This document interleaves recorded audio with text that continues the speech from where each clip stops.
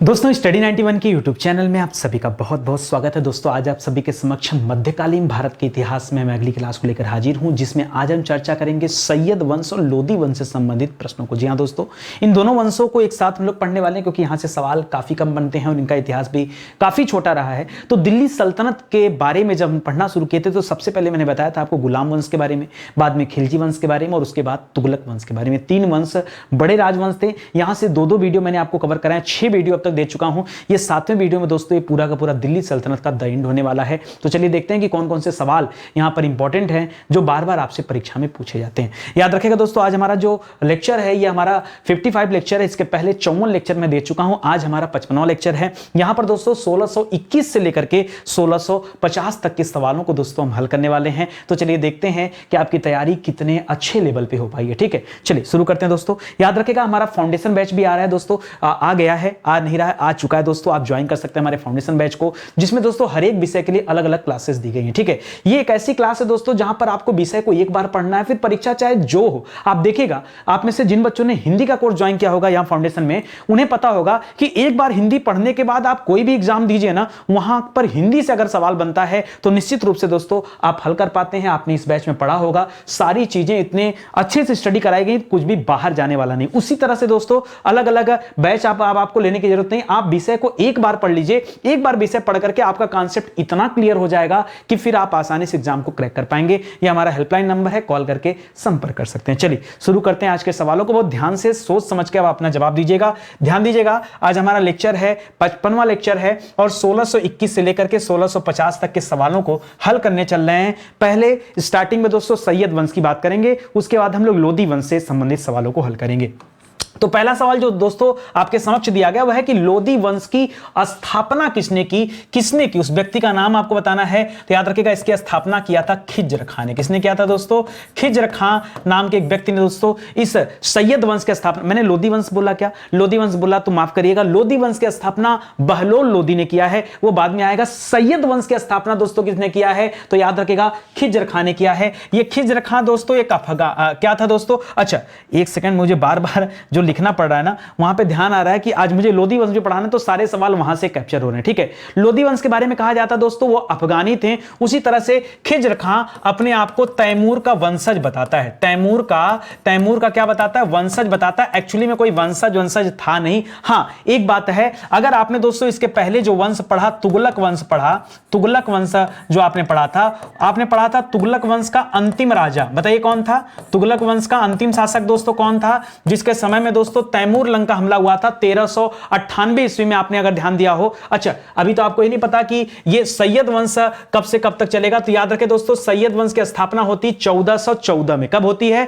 1414 में स्थापना होता है और चलेगा दोस्तों 1451 ईस्वी तक। दोस्तों हम इसमें बातचीत करेंगे, खास करके हम खिज्र खां के बारे में दोस्तों बातचीत करने वाले हैं। किसके बारे में बात करेंगे? खिज्र खां। हालांकि वंश वहां तक चलेगा, लेकिन अभी हम शुरुआत कर रहे हैं दोस्तों खिज्र खां के बारे में। चलिए यहां पर अंतिम शासक दोस्तों कौन रहा है? तो इसका नाम है नासिरुद्दीन महमूद। कौन था दोस्तों? नासिरुद्दीन महमूद इसका नाम था, जिसके समय में दोस्तों तैमूर लंग ने हमला किया था। और ये तैमूर लंग का दोस्तों सहयोग किसने किया था? इसका सहयोग किया था खिज्र खां ने। इसीलिए जब तैमूर लंग वापस गया ना, ठीक है, तो अपने द्वारा जीते गए जो भारतीय साम्राज्य था उसे किसे सौंप दिया था? उसे खिज्र खां को सौंप दिया था। और इसी का फायदा उठाते हुए खिज्र खां ने सैयद वंश की स्थापना किया। बस इतनी सी बातें आपको ध्यान रखना है। ठीक है, ये मैं पिछली क्लास में आपको बताया भी था। आगे देखिए लिख रहा खिज्र खां ने सुल्तान के बजाय किसकी उपाधि धारण की दोस्तों? तो ये कभी सुल्तान की उपाधि नहीं धारण किया। ये एक ऐसा शासक था जो अपने आप को सुल्तान समझता ही नहीं था। ये अपने आप को मानता था रैयते आला। क्या मानता था दोस्तों? रैयते आला की उपाधि दोस्तों इसने धारण किया था। रैयते आला की उपाधि धारण किया था। आपके मन में भी आ रहा होगा सर रैयते आला, तो ठीक है। ये खिज्र खां का सर स्पेशल अगर हम खिज्र खां की बात करें तो सर इसका टाइम पीरियड क्या था? तो मात्र 6-7 वर्ष तक दोस्तों इसका शासन रहा। तो ध्यान देंगे ये 1414 में गद्दी पर बैठता और 1421 ईस्वी आते आते दोस्तों इसकी क्या हो जाती है?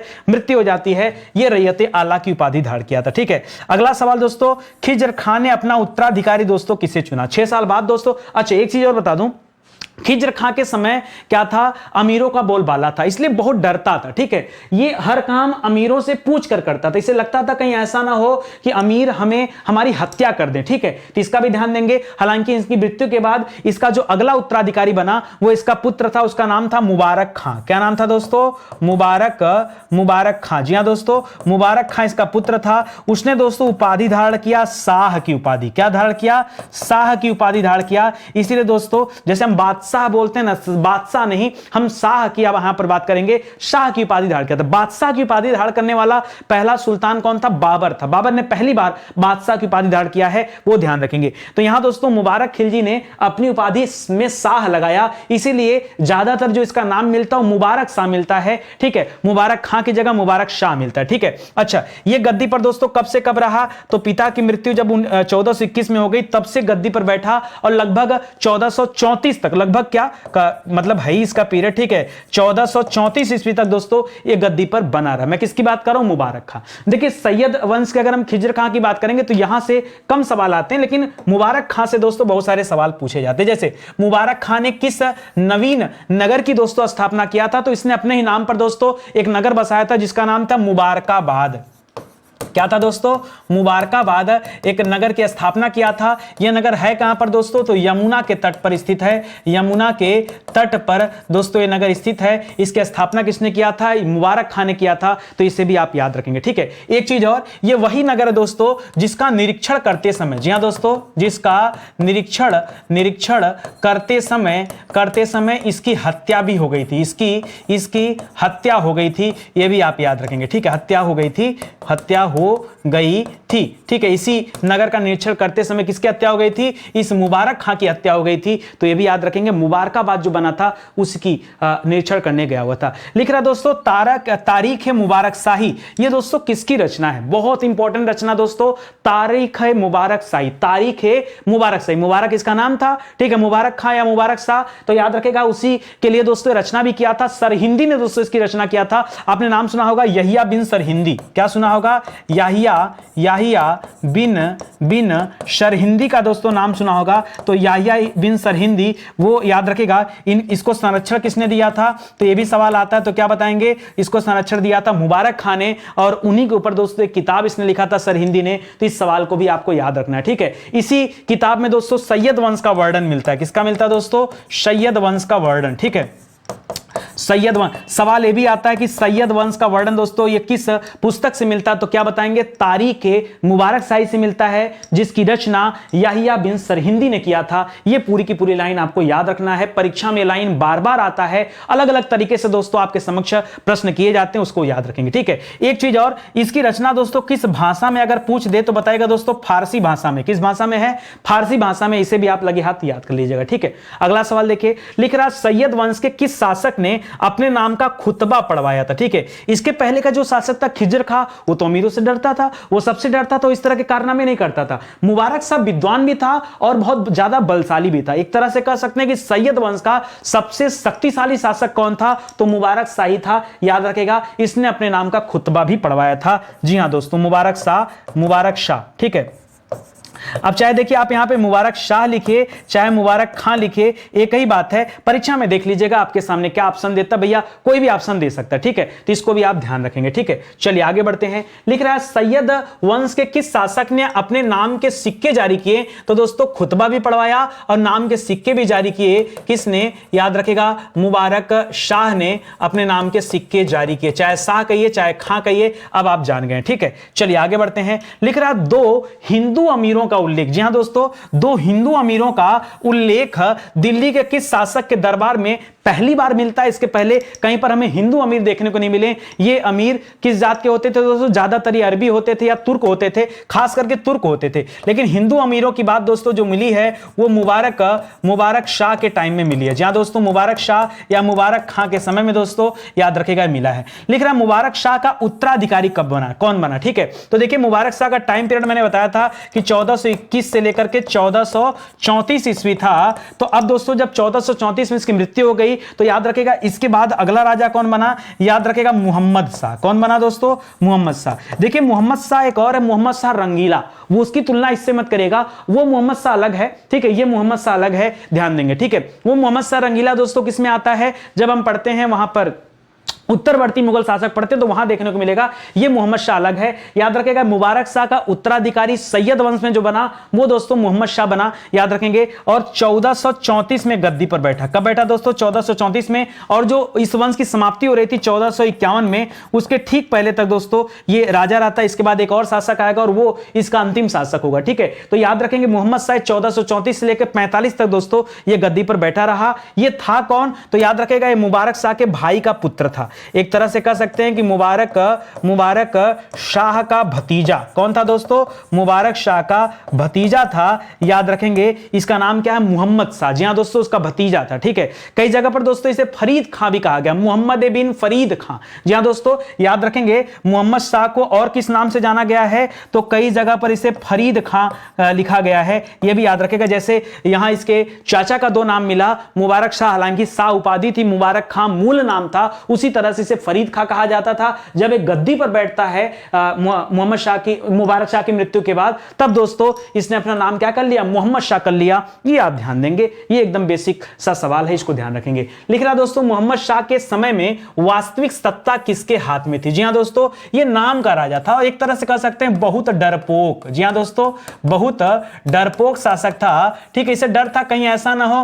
कि अमीर हमारी हत्या कर दें, क्योंकि ऐसा पहले हो चुका था। इसके पहले जो मुबारक खां था, मैंने कहा ना, वो बहुत विद्वान था, बहुत शक्तिशाली भी था, उसने अपने नाम के खुतबा भी पढ़वाया, सिक्का भी चलवाया, ये सारी चीजें थी, लेकिन ये बहुत डरपोक शासक था, ठीक है। इसलिए ये लेने से डरता था। इसने एक नया वजीर बनाया, ठीक है। और वजीर किसे चुना दोस्तों, सरवर उल मुल्क को। जी हां दोस्तों, और वही दोस्तों क्या था, वही मुख्य व्यक्ति था, ठीक है। सरवर उल मुल्क, सरवर उल मुल्क दोस्तों इसका नाम है, ठीक है। मुल्क इसका नाम है दोस्तों। वास्तविक सत्ता दोस्तों इसी के हाथ में थी। यह जात का एक अमीर था, शुरुआत में तो इसके हाथ में थी, बाद में इसने मरवा भी दिया, ठीक है। तो इसे भी याद रखेंगे। लिख रहा मोहम्मद शाह का उत्तराधिकारी दोस्तों कौन बना, तो मोहम्मद शाह का उत्तराधिकारी एक अलग व्यक्ति आता है, उसका नाम है अलाउद्दीन आलम शाह, और भी ज्यादा डरपोक है, ठीक है। अलाउद्दीन आलम शाह। जी हां दोस्तों, अलाउद्दीन आलम शाह यह अगला उत्तराधिकारी है। जैसा कि आप जानते हैं दोस्तों 1445 तक मोहम्मद शाह गद्दी पर रहता है, 34 से 45 तक, और 45 से लेकर के 1451 ईस्वी तक या 1450 तक आप कर सकते हैं, 85 मानिए क्योंकि 51 में नया राजवंश आ गया है, ठीक है। तो 1450 ईस्वी तक दोस्तों अलाउद्दीन अहमद शाह दोस्तों, आलम शाह, अहमद शाह नहीं आलम शाह, ये दोस्तों राजा बनता है और ये अंतिम राजा है। जी हां दोस्तों, ये अंतिम राजा है किस वंश का दोस्तों, सैयद वंश का, ठीक है। लिख रहा खिज्र खां दिल्ली सल्तनत का एकमात्र क्या था, एक डैश अगर लगा तो यहां आप क्या भर सकते हैं दोस्तों, एकमात्र शिया शासक। जी हां दोस्तों, शिया सुन्नी जानते हैं ना, तो याद रखेगा एकमात्र शिया शासक था। इसे आप ध्यान देंगे, परीक्षा में पूछता है, क्योंकि दिल्ली सल्तनत पर इसके पहले जितने भी राजवंश आपने देखा, ठीक है, उन सभी राजवंश में, चाहे गुलाम वंश की बात करें, चाहे हम खिलजी वंश की बात करें, चाहे हम तुगलक वंश की बात करें, और यहां तक सैयद वंश आने तक में दोस्तों एकमात्र शिया शासक था, वो कौन था दोस्तों, खिज्र खां था। तो इसे भी आप याद रखेंगे, ये भी आपके लिए इंपॉर्टेंट सवाल है, ठीक है। चलिए, और ये दोस्तों अगर हम इसको डरपोक मानते हैं ना, तो मोहम्मद शाह के बाद जो ये अगला अलाउद्दीन अहमद शाह बना, ये और भी ज्यादा डरपोक था, और भी ज्यादा डरपोक। ये दोस्तों इतना ज्यादा डरपोक था कि आप समझिए कि दिल्ली से एक बार चला गया बदायूं घूमने, ठीक है, बदायूं घूमने चला गया, और वहां जाने के बाद दोस्तों वहीं बस गया, छोड़ दिया दिल्ली। इतना नशा में चूर रहता था दिन भर कि इसने दिल्ली भूल गया कि दिल्ली कोई राज्य। इसके जाने के बाद दिल्ली हुआ कि भाई दिल्ली पे अब क्या होगा, तो इसका एक मित्र था, मित्र का उसे डर के भागता था, बहलोल लोदी, जो आगे लोदी वंश का स्थापना करेगा, वो हमला कर देता है, दिल्ली को अपने कब्जे में कर लेता है। वो पहला अफगान शासक है। क्या है, जैसे ये पहला सिया शासक था ना, उसी तरह से पहला अफगान शासक है, उसे भी आप याद रखेंगे। लिख रहा है रैयते आला का अर्थ क्या होगा दोस्तों, आपने पढ़ा कि खिज्र खां जो था, खिज्र खां ने दोस्तों ये उपाधि धारण किया था रैयते आला की। इसने कभी सुल्तान की उपाधि नहीं धारण किया, आपने ही पढ़ा ना। और एक चीज और पढ़ा दोस्तों कि खिज्र खां क्या था दोस्तों, ये सिया शासक था। ये 2-3 पॉइंट दोस्तों इसके बारे में बहुत ज्यादा इंपॉर्टेंट है, तो इसको दोस्तों आप जरूर याद रखिएगा, ठीक है। अच्छा, अब जो सवाल पूछ रहा दोस्तों कि रैयते आला का अर्थ क्या होता है, तो याद रखिएगा इसका अर्थ होता है ऐसा शासक जो किसी और का किसी और का प्रतिनिधि हो। जी हाँ दोस्तों, प्रतिनिधि हो। और आपने पढ़ा दोस्तों कि ये जो रैयते आला या जो खिज्र खां था, ये तैमूर लंग ने जितना भी क्षेत्र जीता था ये उसे देकर चला गया था तैमूर लंग खिज्र खां को। ठीक है, वहीं पर शासन कर रहा था, इसका अपना कुछ नहीं था। तैमूर लंग ने जो दिया उसी पर राजपाट कर रहा था, इसीलिए दोस्तों इसने अपने आप को कभी सुल्तान नहीं कहा। सुल्तान कहा देता तैमूर लंग से झगड़ा हो जाता, आता मार देता इनको भी। ठीक है, इसीलिए दोस्तों इसने कभी सुल्तान की उपाधि नहीं धारण किया, हमेशा जीवन भर रैयते आला की उपाधि पर सुकून किया इसने। ठीक है, एकदम मोहम्मद गौरी के समय में जो कुतुबुद्दीन ऐबक था, जैसा उसने किया था ना, वो जिंदगी भर अपने आप को सिपा सालार समझता रहा। सोचा सुल्तान जैसे बनूंगा, जो कुबाचा है और ये एलदौज है और जो बख्तियार खिलजी, ये सब मिलकर मत डालेंगे हमें। ठीक है, तो इन्होंने क्या किया, इन्होंने समझा कि हमें कभी सुल्तान बनना ही नहीं है, तो वो सिपा सालार बन के जीवन काट लिया और ये जो है वह रैयते आला बन के जीवन काट लिए, कभी सुल्तान बनने की कोशिश इन्होंने नहीं किया। लिख रहा दोस्तों खिज्र खां को तारीख ए मुबारक शाही में दोस्तों क्या कहा गया। दोस्तों अभी कुछ देर पहले मैंने बताया था तारीख ए मुबारक शाही की रचना दोस्तों किसने किया था, तो मैंने बताया था याहिया बिन सरहिंदी, याहिया बिन सरहिंदी ने। जी हाँ दोस्तों, सरहिंदी ने इसकी रचना किया है। भाषा क्या है दोस्तों, तो भाषा फारसी था, मैंने ये भी आपको बताया। और मुबारक शाह के संरक्षण में दोस्तों ये रहते थे। ठीक है, संरक्षण में कौन था दोस्तों, तो इसका संरक्षण कौन करता था, उसका नाम था मुबारक शाह। जी हाँ दोस्तों, मुबारक शाह या मुबारक खां। ठीक है, इसको याद रखेंगे। अभी लिख रहा है खिज्र खां को इस रचना में दोस्तों क्या कहा गया, एक नाम से पुकारा गया, इसे सैयद कहा गया। आप पढ़ेंगे ना तो आप ये भी देखेंगे कि इसने सैयद वंश की नींव डाली थी। सैयद वंश क्या है, ये सैयद जो शब्द आता है वो क्या दोस्तों, तो इसे खिज्र खां को सैयद खिज्र खां क्यों कहते हैं, क्योंकि इसका अर्थ होता है पैगंबर का वंशज। जी हाँ दोस्तों, पैगंबर का वंशज जो होता है दोस्तों, उसके लिए शब्द क्या होता है, ये इसका अर्थ होता है दोस्तों, सैयद का अर्थ क्या होता है, पैगंबर का वंशज। ये आप जरूर याद रखेंगे, इंपॉर्टेंट है। लिख रहा है खिज्र खां के सिक्कों पर दोस्तों किसका नाम अंकित मिला है। ठीक है, कहा जाता दोस्तों खिज्र खां के जो चलाए गए सिक्के थे या इसके पहले के जो जिन शासकों ने सिक्के जारी रखे, ये किसी सिक्का को बंद नहीं किया, चाहे वो तुगलक वंश का सिक्का रहा हो, चाहे खिलजी वंश का सिक्का रहा हो, ये किसी भी सिक्के को बंद नहीं किया, चलने दिया, जैसे व्यवस्था चलने दिया। और इतना ज्यादा उदार था। और इसके द्वारा जो सिक्के चलाए गए वो अकबर के काल में भी देखने को मिलते हैं। मतलब यहां से सिक्का चलते चलते दोस्तों कई सौ सालों तक सिक्का चलता रहा। ठीक है, तो खिज्र खां के सिक्कों पर किसका नाम है, दो तरह के नाम मिलते हैं दोस्तों। एक तो क्योंकि यह तैमूर का दोस्तों, तैमूर को अपना वंशज बताता था तो तैमूर का नाम मिलता है। और दूसरा इसका एक पुत्र था शाहरुख मिर्जा। क्या नाम था, शाहरुख मिर्जा,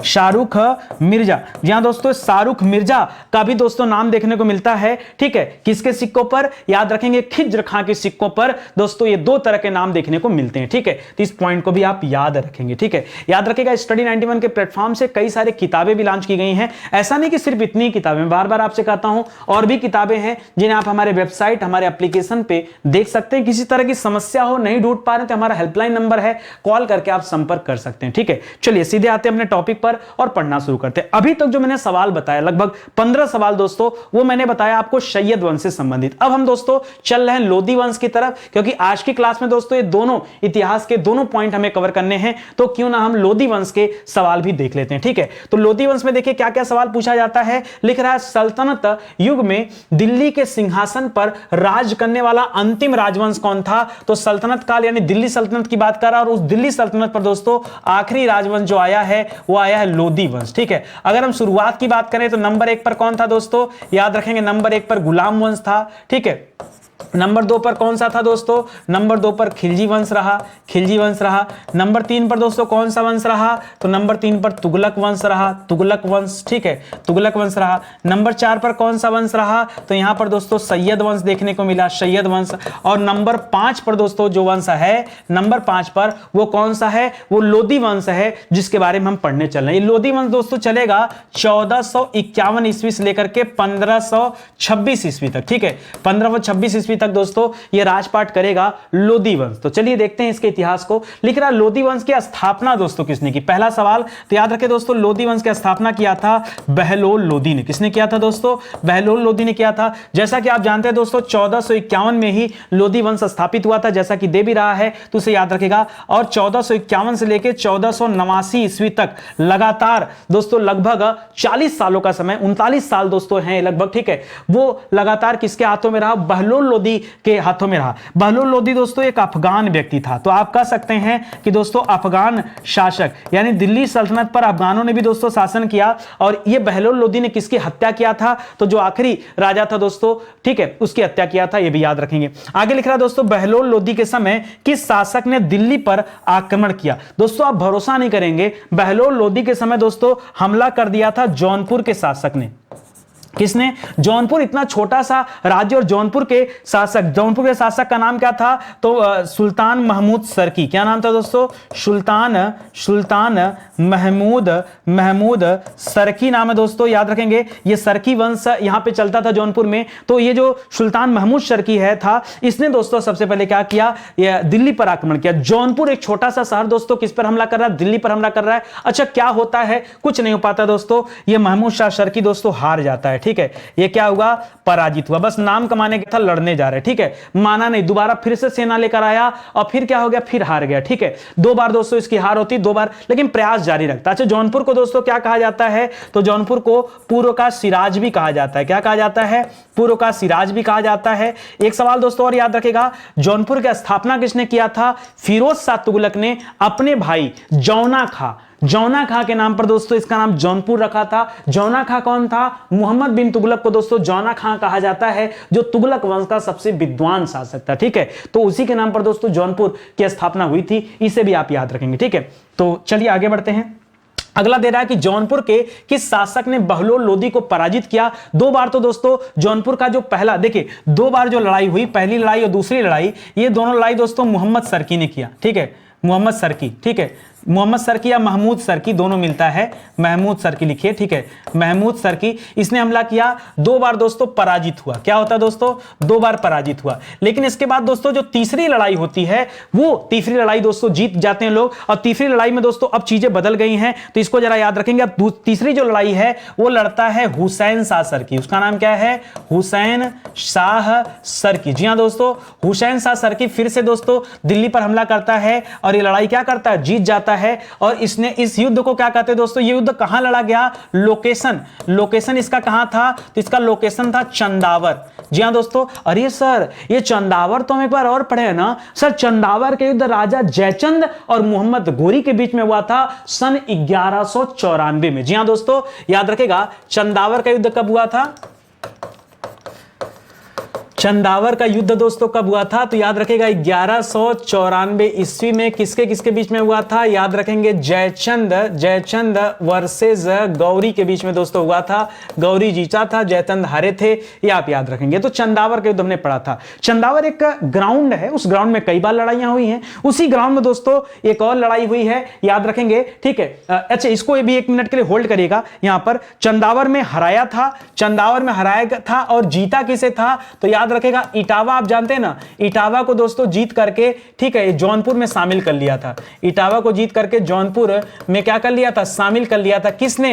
हुसैन शाह सरकी ने। किसे पराजित किया था? बहलोल लोदी को पराजित किया था। यह सवाल आप याद रखिएगा, ठीक है। देखिए भले ही दोस्तों ये एक ट्रेलर वीडियो हो, लेकिन ट्रेलर वीडियो में भी दोस्तों मैं चाहता हूं इतना दम रहे ना कि आपको लगे कि वाकई अगर नितिन सर की हम फाउंडेशन बैच को ज्वाइन करेंगे तो हमारा क्वालिटी कंटेंट और अच्छा होगा और हमें और ज्यादा नॉलेज मिलेगा। आप खाली ये सोचो ना कि अगर मैं इतने कम क्लास में दोस्तों आप देखें ना 55 क्लास हो गया, आप जाके पूरा वीडियो देखिए, अगर आपका कॉन्सेप्ट क्लियर हुआ, कुछ भी थोड़ा सा नई चीजें मिली हो, तो आप समझिए कि जब हमारा फाउंडेशन बैच आप ज्वाइन करेंगे ना, वहां चीजें और भी ज्यादा अपग्रेड होंगी और ज्यादा अच्छे तरीके से दोस्तों आपको बताया गया वहां पे, ठीक है। चलिए आगे बढ़ते हैं। लेकिन किस पुस्तक में अफगानों के राजत्व सिद्धांत की जानकारी मिलती है? उस पुस्तक का नाम बताइए, ठीक है। उसका नाम है दोस्तों तारीख ए दाऊदी। क्या नाम है दोस्तों? तारीख ए दाऊदी। जी हां दोस्तों, तारीख दाऊदी नाम है। जिस तरह से सैयद वंश के बारे में जानकारी किससे मिलती है, तो तारीख मुबारक शाही से दोस्तों जानकारी मिलती है, जिसे याहिया बिन सरहिंदी ने लिखा था। उसी तरीके से तारीख दाऊदी से किसके बारे में जानकारी मिलती है, तो याद रखेगा इससे लोदी वंश की जानकारी मिलती है। जी हां दोस्तों, लोदी वंश की जानकारी मिलती है, ये आप याद रखेंगे। दूसरा सवाल, इसको लिखा किसने था, तो याद रखेगा इससे इसकी रचना किया है अब्दुल्ला खां ने। ठीक है, रचनाकार दोस्तों कौन है, याद रखेगा उनका नाम है अब्दुल्ला खां। जी हां दोस्तों, अब्दुल्ला खां। जी हां दोस्तों, अब्दुल्ला खां की रचना है, नाम है तारीख दाऊदी, जिसमें लोदी वंश का इतिहास पता चलता है। लेकिन अब बहलोल लोदी का उत्तराधिकारी कौन था दोस्तों, तो इसका उत्तराधिकारी हुआ सिकंदर लोदी। कौन हुआ दोस्तों, सिकंदर लोदी। जी हां दोस्तों, सिकंदर लोदी। दोस्तों बहलोल लोदी का जो टाइम पीरियड था, यह 1451 से लेकर के 1489 ईस्वी तक दोस्तों गद्दी पर बैठा रहा। अब सिकंदर लोदी का जो टाइम पीरियड है, यह 1489 पर गद्दी पर बैठेगा, और कब तक रहेगा, तो 1517 ईस्वी तक दोस्तों गद्दी पर बैठा है, इसे याद रखेगा। ठीक है, अच्छा इसका नाम ये नहीं रहता, इसका नाम रहता है निजाम शाह। क्या नाम रहता है दोस्तों, निजाम शाह रहता है। जब एक गद्दी पर आता है ना, तब इसने क्या किया, सिकंदर शाह की उपाधि धारण करके गद्दी को संभालता है। इसका मूल नाम क्या है, निजाम शाह। तो पूछ सकता सवाल में कि भैया सिकंदर लोदी का वास्तविक नाम क्या था, तो क्या बताएंगे, निजाम शाह दोस्तों इसका वास्तविक नाम है, याद रखेगा। बहलोल लोदी के कुल 9 पुत्र थे। ठीक है, बहलोल लोदी के 9 पुत्र थे, उसमें से दूसरा या तीसरा नंबर का यह था सिकंदर लोदी। ठीक है, चलिए आगे बढ़ते हैं। लिख रहा किस शासक ने आगरा शहर की नींव डाली और इसे अपनी दूसरी राजधानी भी बनाया, तो दोस्तों आगरा की नींव याद रखेगा कब डाला गया था, 1504 ईस्वी में दोस्तों आगरा की नींव पड़ी थी। और किसने डाला था दोस्तों, तो याद रखेंगे सिकंदर लोदी ने दोस्तों डाला था। और सिकंदर लोदी दोस्तों किसके समकालीन था, तो याद रखेगा कबीर दास के समकालीन। ठीक है, कबीर दास के समकालीन यह व्यक्ति है, सवाल ये भी आता है। ठीक है, इसलिए इसे भी याद रखेंगे, कबीर दास किसके समकालीन थे या सिकंदर लोदी किसके समकालीन था, तो क्या जवाब रहेगा आपका, बताएगा कि यह 1504 में था, सिकंदर लोदी इसी के समकालीन था। ठीक है, इन्हीं के समकालीन था। लिख रहा है कि सिकंदर लोदी ने भूमि के लिए मापन के किस प्रमाणित पैमाने को प्रचालन किया या प्रचलित किया, तो याद रखेगा उसका नाम था गज ए सिकंदरी। क्या नाम है दोस्तों, गज ए सिकंदरी। जी हां दोस्तों, गज ए सिकंदरी यह भूमि मापन के लिए एक पैमाना था, जिसे किसने प्रचलित किया था या किसने विकसित किया था, तो क्या याद रखेंगे, सिकंदर लोदी ने विकसित किया था, इसे भी आप याद रखेंगे। लिख रहा है सिकंदर लोदी ने फारसी कविताएं किस शीर्षक से लिखी, दोस्तों ये खुद अपने मन से कविता लिखता था, गुलरुखी, गुरु लिखी नहीं दोस्तों, गुलरुखी नाम है, गुलरुखी। जी हां दोस्तों, याद रखेंगे गुलरुखी नाम से एक शीर्षक होता था, एक टाइटल था। उसी टाइटल से दोस्तों ये फारसी भाषा में क्या करता था, कविताएं लिखने का काम करता था, यह भी आप याद रखेंगे। ठीक है दोस्तों, एक ग्रंथ है फहरंगे सिकंदरी। क्या नाम है दोस्तों, फहरंगे सिकंदरी। जी हां दोस्तों, यह अनुवाद कराया था इसने। ठीक है, जो भारत का हमारा आयुर्वेद था, ये उस आयुर्वेद को अनुवाद कराया था फहरंगे सिकंदरी के नाम से। इसको भी आप याद रखेंगे ताकि हमारे जो विद्याएं हैं वो इनको भी पता चल सके, इसीलिए। ठीक है, तो इसको भी याद रखेंगे दोस्तों। ये किसने करवाया था, तो ये अनुवाद भी किसने कराया था, ये सिकंदर लोदी ने कराया था। किसने कराया था, सिकंदर लोदी ने कराया था। तो सवाल ये भी इंपॉर्टेंट है। चलिए आगे बढ़ते हैं। लिख रहा है सिकंदर लोदी ने किस पर प्रतिबंध लगा दिया। ठीक है, देखिए इस सवाल को मैंने थोड़ा सा उल्टा किया है। सवाल अगर मैं दे देता कि इस पर प्रतिबंध किसने लगाया, तो आप रट लेते कि भाई सिकंदर लोदी ने प्रतिबंध लगाया, लेकिन यहां पर दोस्तों मैं थोड़ा सा चेंज कर रहा हूं। तो लिखिएगा दोस्तों, सिकंदर लोदी ने मुसलमानों के ताजिया उठाने पर दोस्तों प्रतिबंध लगा दिया। अब आप सोचिए, जो मुसलमान ताजिया उठाते थे ना, ये उस ताजिया उठाने पर क्या कर दिया, प्रतिबंध। ये दोनों धर्मों को मानता था, हिंदू को भी मानता था, मुस्लिम धर्म को भी मानता था। जहां जो उसको अटपटा लगता था उसको बैन करा देता था अपने मन से। ठीक है, चाहे हिंदू की बात हो चाहे मुस्लिम की बात हो, ये किसी की सेठता नहीं था। हां, आप इसे एक कट्टर मुसलमान कह सकते हैं, लेकिन इसने खुद ही मुसलमानों की ताजिया उठाने पर दोस्तों बैन लगा दिया था, इसको याद रखेंगे। इसके अलावा जो मुसलमान स्त्रियां होती हैं, मुसलमान स्त्रियों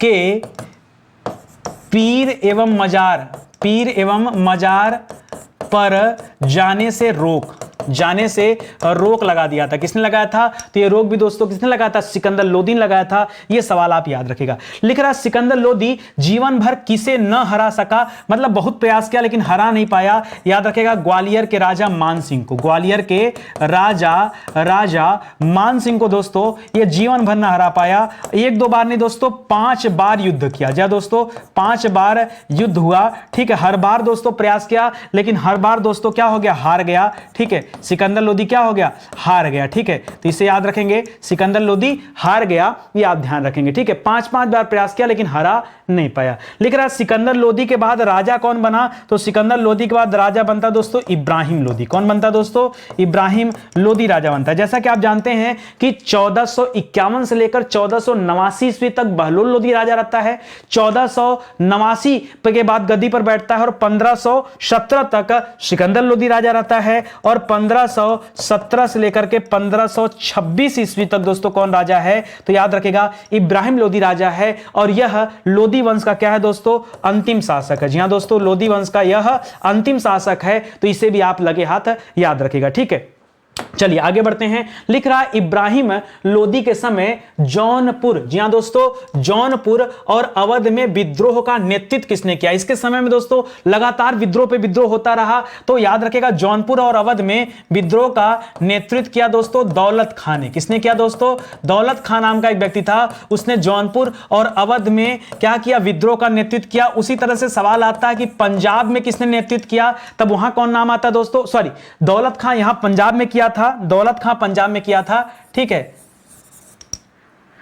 दौलत खां कहां था दोस्तों? पंजाब में किया था, वहां दरिया खां था। ठीक है, दौलत खां दरिया खां, यहां कौन है दोस्तों? यहां दरिया खां नाम है इसका, अपडेट कर लीजिएगा। ठीक है, दरिया खां यहां पर जो दोस्तों वो जौनपुर और अवध वाले सेक्टर में विद्रोह का नेतृत्व किया था और पंजाब में नेतृत्व दौलत खां ने किया था। इसके समय में दोस्तों बहुत ज्यादा विद्रोह हुए हैं, छोटे छोटे राज्य स्वतंत्र होना चाह रहे थे। जब आप इस चैप्टर को पढ़ लेंगे ना तो आप पढ़ेंगे धीरे धीरे आसपास के क्षेत्रों में, दिल्ली सल्तनत के आसपास के क्षेत्रों में ढेर सारे छोटे छोटे राज्य उदय हो रहे थे। ऐसे ही थोड़े बहलोल लोदी के समय में आपने देखा कि कैसे जौनपुर के शासक सरकी शासकों ने दोस्तों हमला कर दिया, जिसमें महमूद सरकी तो 2 बार हारा लेकिन हुसैन शाह सरकी ने दिल्ली के कुछ हिस्सों को जीत करके, इटावा वगैरह को जीत करके जौनपुर में शामिल कर लिया था। तो बहुत बड़ी बात है अपने आप में, क्योंकि छोटे छोटे राज्यों का उदय हो रहा था। तो मैं आपको बताऊंगा एक एक राजवंश के बारे में। ठीक है, अगला पढ़िए दोस्तों। लिख रहा खतौली की लड़ाई दोस्तों किसके मध्य हुई है? जी हां दोस्तों, किसके मध्य हुई है ये भी इंपॉर्टेंट, और कब हुई ये भी इंपॉर्टेंट। जैसे गद्दी पर बैठा 1517 में गद्दी पर बैठा दोस्तों, और ठीक उसके 1 साल बाद 1518 ईस्वी में दोस्तों याद रखेगा एक खतौली का युद्ध हो गया। ये खतौली का युद्ध दोस्तों राणा सांगा वर्सेस इब्राहिम लोदी। जी हां दोस्तों, राणा सांगा और इब्राहिम लोदी के मध्य दोस्तों यह युद्ध लड़ा गया, जिसमें किसकी हार होती? इब्राहिम लोदी की हार होती है और राणा सांगा जीत जाते। तो स्थिति जो रहती है शुरू से ही इसकी दोस्तों बड़ी खराब रहती है। लिख रहा पानीपत का प्रथम युद्ध कब और किसके मध्य लड़ा गया? तो पानीपत का पहली लड़ाई लड़ा गया था दोस्तों ये 1526 ईस्वी में। किसके साथ लड़ा गया था? तो याद रखेगा ये लड़ाई लड़ा गया था बाबर वर्सेस इब्राहिम लोदी। जी हां दोस्तों, बाबर वर्सेस इब्राहिम लोदी के मध्य दोस्तों यह लड़ाई लड़ी गई थी। ये भी आई थिंक दोस्तों इस वाली लड़ाई में इब्राहिम लोदी जीता था। एक बार आप चेक कर लीजिएगा, थोड़ा सा मैं कंफ्यूज हो रहा हूं। ठीक है, इब्राहिम लोदी जीता था, राणा सांगा हारा था। इसीलिए दोस्तों राणा सांगा ने आमंत्रित किया था किसे?